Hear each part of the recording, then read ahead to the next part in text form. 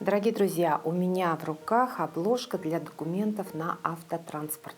Такую обложку замечательную из кожи натуральной сможет сделать любой тот, кто дружит, скажем, не просто с головой, но с руками, может быть, даже, да? Вот. И как все это можно воплотить в жизнь, мы поговорим с дизайнером, с мастером, с уникальным человеком. У нас в Якутии это Гала Амбросьева. Она сейчас работает над созданием своего бренда интересного. Ну и в том числе она очень много делает мастер-классов онлайн по работе с кожей.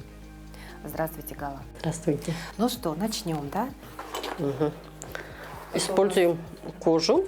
Она у нас галантерейная. У нее толщина сантиметр и 2 миллиметра. Обычно такую мы используем для сумок, для обложек, для кошельков. Толщина сколько вы сказали? 1 сантиметр, что ли? Нет. 1 миллиметр. Угу. Это кожа крупного рогатого скота. То есть корова, да? Угу. И у нас кожа, про кожу, если рассказывать, то у нее имеется лицевая сторона и изнаночная сторона, она называется бахтарма. Вот так как эта бахтарма не всегда выглядит эстетично, мы ее дублируем подкладочной кожей. Допустим, в этом изделии, вот если кожа у нас изнаночная сторона такая, то здесь уже подкладочная кожа приклеена, чтобы это было красиво. И для подкладки я использую вот такой свиной велюр. Он тоненький, и лицевая сторона вот такая красивая, и она уже не отходит, скажем так, и выглядит красиво. Все детали мы рисуем вот таким специальным стержнем для кожи. Он очень хорошо потом стирается влажной салфеткой. На наших деталях углы должны быть идеально прямыми, и мы используем обязательно угольник. Вот кожа у нас, так как шкура, это не метровая ткань, она бывает неровная в краях, и мы очень-очень должны экономично использовать каждый кусочек.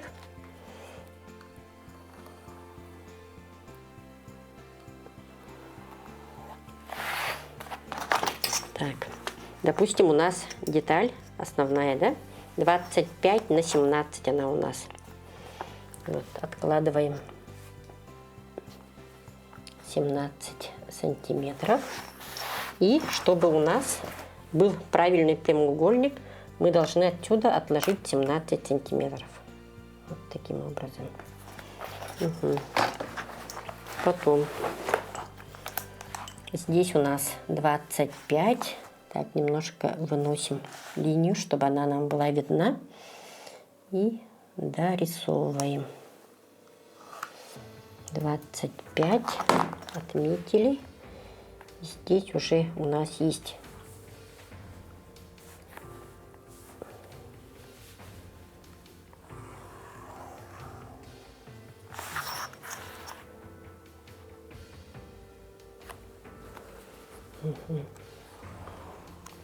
Вот у нас готова одна деталь. Остальные детали тоже рисуем уже вплотную к нему.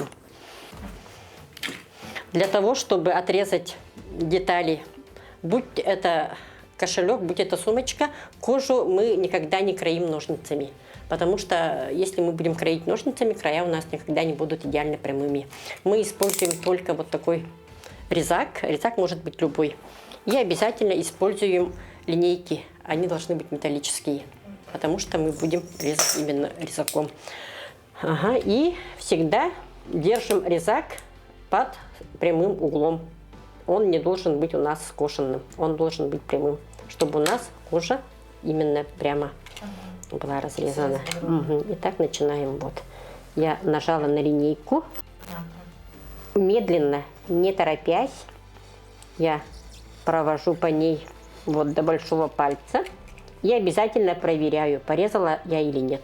Потому что я могу не дорезать, чтобы мы к этому не возвращались и чтобы мы не сдвигали линейку. И опять нажимаю. И я немножко выхожу за линию. И вот я порезала. И у меня получился идеально ровный, хороший вот такой срез. Прямой. Прямой край. Ага. Прямой углом. Да. Ну, потому что кожа это Детали. все-таки такая очень плотная ткань. Да? Во-первых, это Можно сказать, ткань. нет. Материал, скорее всего. Ага, это дорогой материал, который желательно не портить. Вот его место. А самая лучшая кожа, например, это чья? Вы нашу местную используете кожу? Ну, я использовала, ага. Но дело в том, Наша что... крыс, там, оленя, допустим, кожа. Нет, это не зависит от животного, это зависит от способа выделки кожи. Стараюсь покупать только хорошую. Здесь у нее барабанная прокраска хорошая, ага. Она полностью прокрашивается. Кожа на итальянская, да? как? Да. Получилась у нас Вот. вот такая заготовочка, да? Мгм. И тут мы видим, что бахтарма, она у нас волосинками вот так плавает, и это будет очень некрасиво на готовом изделии. Поэтому Поэтому мы нужна обязательно подложечка такая, должны вот это все Велюр. заклеить. Так, и чтобы приклеить аккуратно, опять-таки, да, подклад, он у нас должен быть на сантиметр больше, чем наше изделие. Почему? Вот здесь уже мы можем нарисовать прям даже небрежно руками, ручкой, вот наметить. Как мы клеим? Мы проклеиваем полностью наше основное изделие, полностью. Мы проклеиваем полностью наш подклад. Тоже. То есть размазываем клей, Ага, да, как на обязательно, обои. да. Мгм.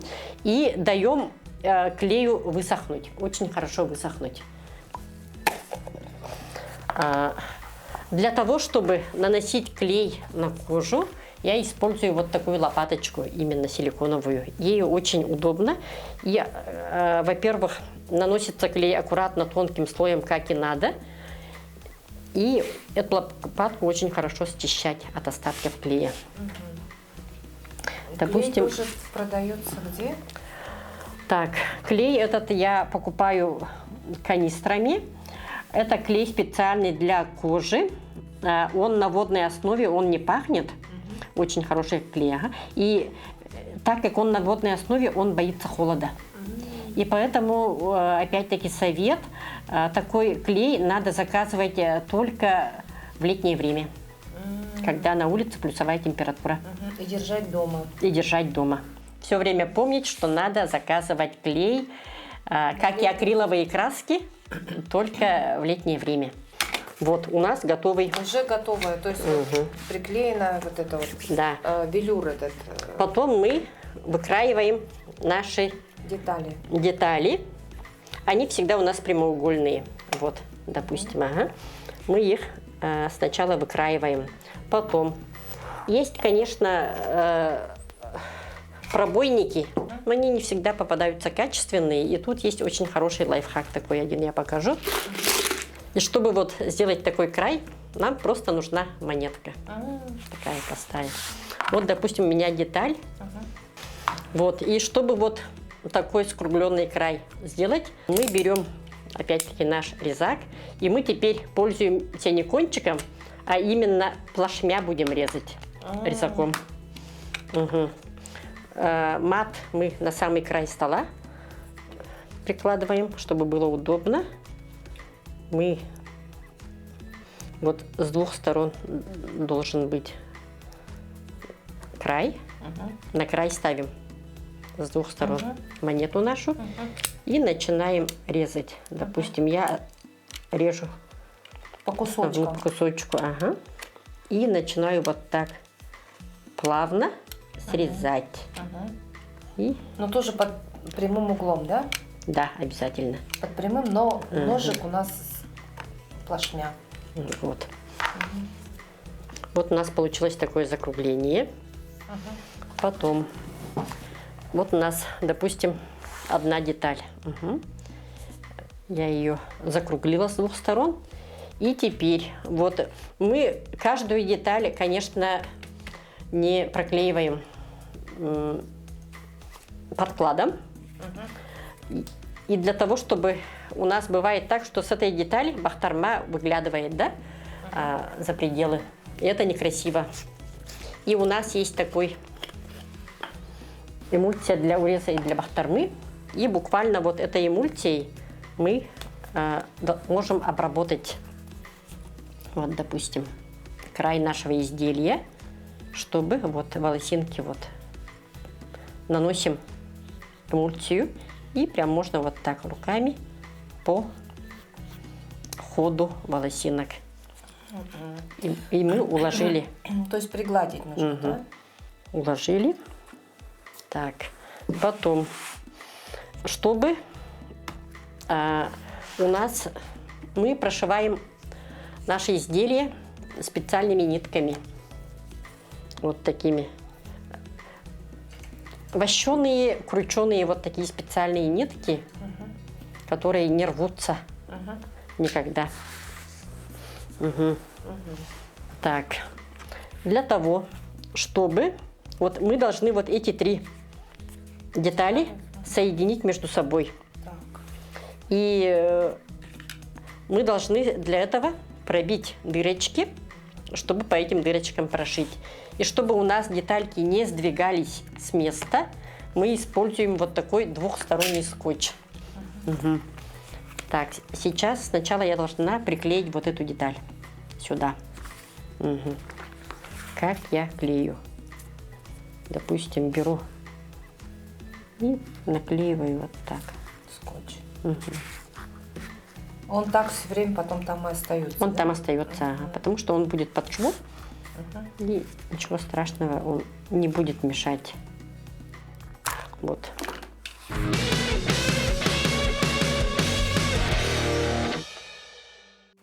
И начинаю приклеивать строго по краю. Вот. Вот так приклеили. Вот. Сейчас на этом этапе мы убираем вот миллиметр примерно с этой стороны. Потом вот этот край, вот эти 2 края мы закругляем. Закругляем вот здесь. Я сейчас покажу, как мы пробиваем. Допустим, на этом изделии. Так, 2,5 миллиметра от края. 2,5 миллиметра, чтобы у нас был очень аккуратный и такой красивый шов. Ставлю отметины.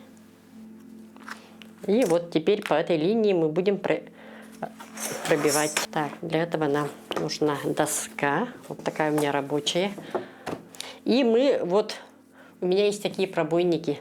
Пробойники имеют 4 зубчика, имеют 2 зубчика, имеют вот 1 пробойник. Так, ставлю обязательно строго на линию. Пробойник держу строго перпендикулярно, чтобы дырочка вышла на том же расстоянии. И бьем. Обязательно проверяем, пробили мы или нет. Потом на вот последнюю дырочку мы обязательно ставим 1 зубчик. И тогда у нас получаются идеально ровные дырочки. И так мы пробиваем полностью всю линию. Вот, пробили дырочки. И мы должны вот влажной салфеточкой уже вытереть все следы, чтобы их потом не было видно. И как я уже говорила, вот этот стержень очень хорошо с кожи удаляется вот такой влажной салфеточкой. Вот. Так, это у нас вот получился язычок, да? Вот так вот мы сделали. Вот он на нашей, Потом на нашем образце опытном. и мы начинаем уже сшивать наши строчки. Тут есть в каждом изделии, будь то обложка, кошелек или сумка, есть вот очередность операций обязательная. И вот эту очередность надо каждый раз продумывать. И теперь я хочу, наверное, показать, как я шью. Мы прошиваем каждый шов одной сплошной ниткой, чтобы она не заканчивалась. И как мы рассчитываем нитку, да? Мы берем вначале длину шва, отмеряем. Вот. Это у нас 1 длина. Мы должны взять 3 длины. или 3,5. А если шов короткий, иголка у нас длинная, то мы длину иголки тоже туда добавляем. И в данном случае я для того, чтобы не рисковать, возьму 4 длины. 3,5-3 длины обычно берем. Но я вот, так как шов короткий, я тут беру длину иголки. Как мы закрепляем нитки? Сначала вдеваем нитку в ушко.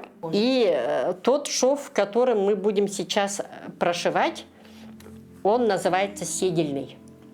Седельный шов от слова седло. Раньше так прошивали седла. Сначала мы находим середину. Так, в первую дырочку попали и находим обязательно середину. И начинаем шить. Вот. Придерживаем нитку, чтобы она у нас никуда не убежала. И сначала сверху вниз прошили и снизу вверх в ту же дырочку прошиваем с двух сторон. Сделали первый шов и обязательно проверяем, не потеряли ли мы середину. У нас она зафиксирована правильно.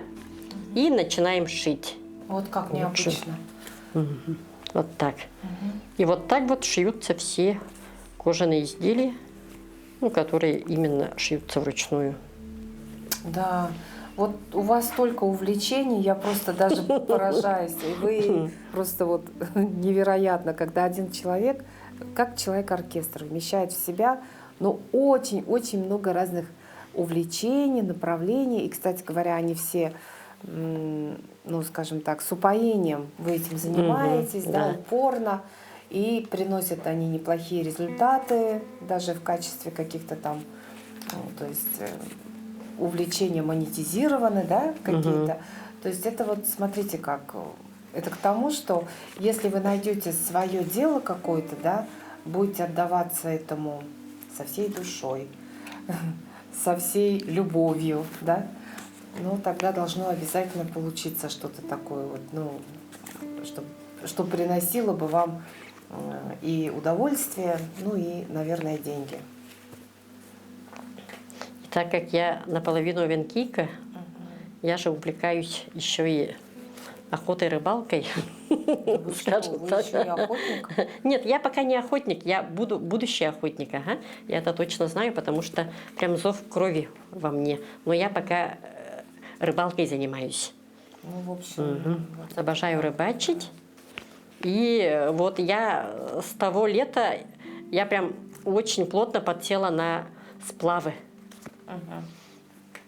И вот мы решили совершить такой серьезный, хороший сплав с одной моей подругой летом. И мы решили к этому основательно подготовиться. Во-первых, мы купили себе хорошие лодки. Это уже в начале года мы зимой их заказали, прям под наши все хотелки. Оказывается, можно так. Ага. Фиш-каяк называется, наши лодки. Я именно люблю на веслах, чтобы был сплав. И мы, ну, скажу сразу, что мы совершили сплав по Амге, с Верхней Амги до Чакыра. Это 480 километров. И это без моторки абсолютно, только на веслах. Это очень большое расстояние на самом деле. Ага, но Женщины. 2 женщины. Скажем так, предпенсионного возраста, 50 лет у кого. Так, мы дошили свою строчку. И сейчас я покажу, как я закрываю. А, кстати, вот я дохожу до конца, потом обязательно, вот прошив последнюю строчку полностью, я возвращаюсь назад. Желательно на 2 строчки вернуться назад, чтобы у меня строчка была полностью закрыта. И вот, вернувшись назад, я вывожу иголки с нитками наизнанку. Потом я поближе к шву отрезаю просто. Я взяла, отрезала. Вот чем ближе вы отрежете, тем потом аккуратнее будет вот узелочек. И берем зажигалку и запечатываем наш шов. Поджигаем. Она доходит до шва и просто вот так запечатываем. И ничего не разойдется? Нет, не разойдется. Почему? Потому что, во-первых, как сургучом почтовым. И теперь И теперь мы уже должны пришить. приклеить двухсторонним скотчем к основной детали. Вот тут идет уже про очередность. Мы вот, например, прошиваем вот это изделие. Я сюда сажаю кнопочку. Сейчас я буду показывать, как сажаю кнопку. Ага. Потом я должна сделать вот здесь соединительные швы. И тут уже я беру в помощники шило и придерживаю рукой так, чтобы у меня деталька не съехала. Я вот ставлю отметки. И потом вот по этим точкам я буду опять-таки пробивать дырочки, чтобы они у меня совпали.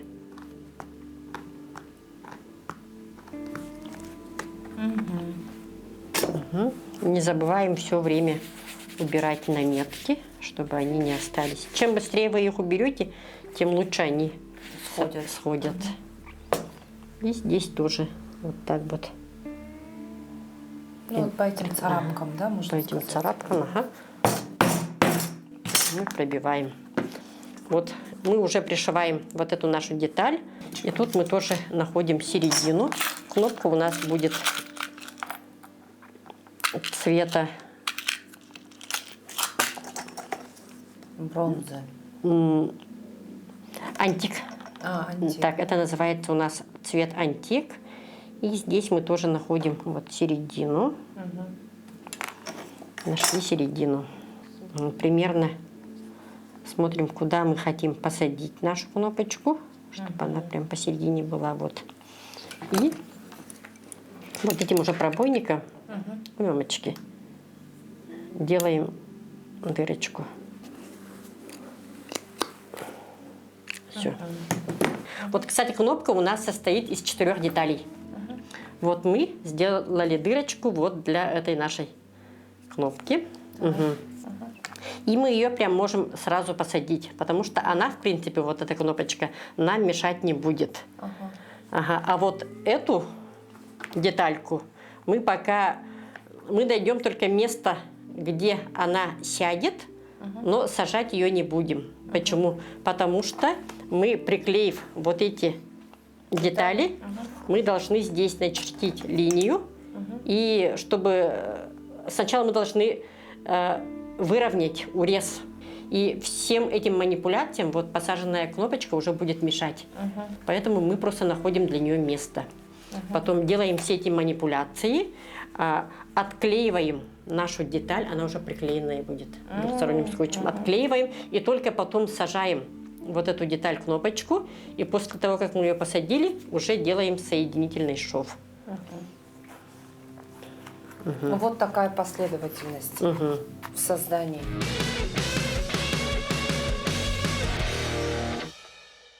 Ну, Ну, и... то есть, смотрите, если сумка какого-то, ну, допустим, высокого класса, там, люкс, там, допустим, да, вы можете определить по деталям каким-то, что это правда люкс, правда, там, она стоит вообще каких-то невероятных денег, именно вот по этим каким-то мелочам?